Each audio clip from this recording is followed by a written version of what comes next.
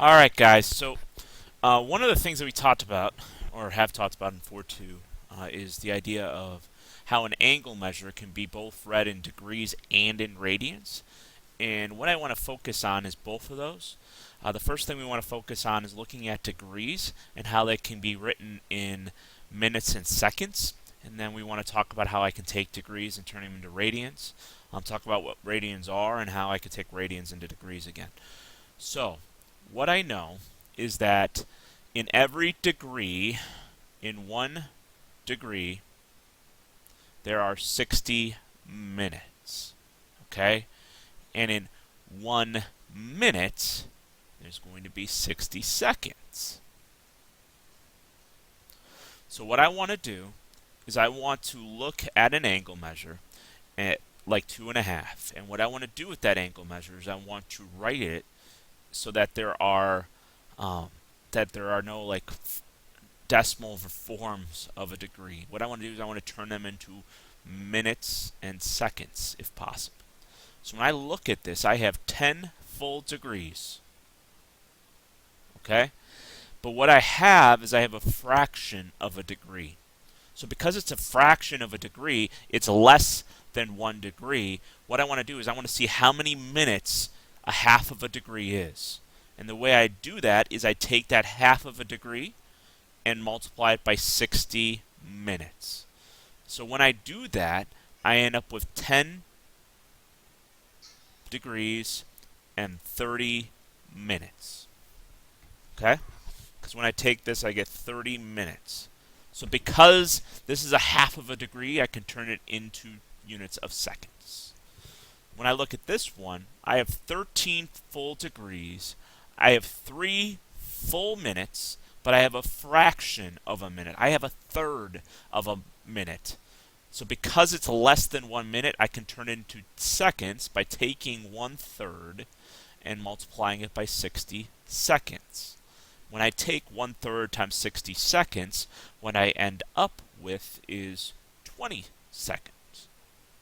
So I have 13 degrees, 3 minutes, and 20 seconds. So let's look at this example right here. So I have 21 full degrees, but I have a fraction. I have 0.56 degrees, which I'm going to multiply by 60 minutes. So I'm going to take 0.56 and multiply it by 60, and I get 33.6 minutes. So I have 21 degrees, 33.6 minutes. So I have 21 full degrees, 33 minutes. So I have 33 minutes and a fraction of a minute. So I have 0.6 minutes, which I'm going to multiply by 60 seconds. So I end up with 21 degrees, 33 whole minutes, and when I take 0.6 times 60, I get 36 seconds. So let's try this one. I have negative 160 degrees. I have 0.11 degrees, which I'm going to multiply by 60 minutes. So I'm going to do that. So I'm going to take 0.11 and multiply it by 60, and I get 6.6 minutes. So I have 6.6 minutes. So I have negative 160 degrees and 6.6 minutes. What I want to do is I want to take this fraction of a minute and turn it into seconds. So I have 6 full minutes, and I'm going to take 6.6 times 60, which we already know is going to be negative 160 degrees, 6 minutes, and 36 seconds. So not only can I turn degrees into minutes and seconds, but I can also work backwards. So I have 25 full degrees, 45 minutes, 45 seconds. So what I want to do is I want to work backwards. I want to turn the seconds back into minutes, and then once I do that, I can turn the minutes back into degrees. So what I'm going to do is I'm going to take 25 degrees. I'm going to have 45 minutes, full minutes, and then I have a fraction of a minute, 45 over 60 minutes. So when I do that, I take 45 divided by 60, and I get 0.75. So I have 25 degrees and 45.75 minutes.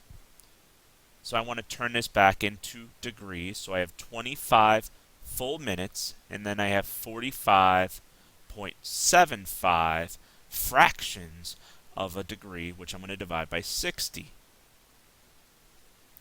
So I'm going to take 45.75 and divide it by 60, and I get 0.7625. So I'm going to say it's going to be 25.76 degrees as my answer. So I'm taking the seconds, turning them into minutes, and then I'm going to take the minutes because it's a fraction of a degree and divide it by 60 to get the full degrees. So I'm going to do the same thing here. I have 333 degrees, 33 full minutes, and then I have 33 over 60 minutes. So I'm going to take 33 divided by 60, and I get 0.55. So I have 333 degrees and then 33.55 minutes. So I want to turn this back into degrees. So I have 333 full minutes, but I have 33.55 fractions of a degree. So I'm going to divide it by 60. So I'm going to take 33.55 divided by 60, and I get 0.56. So I end up with 333.56 degrees.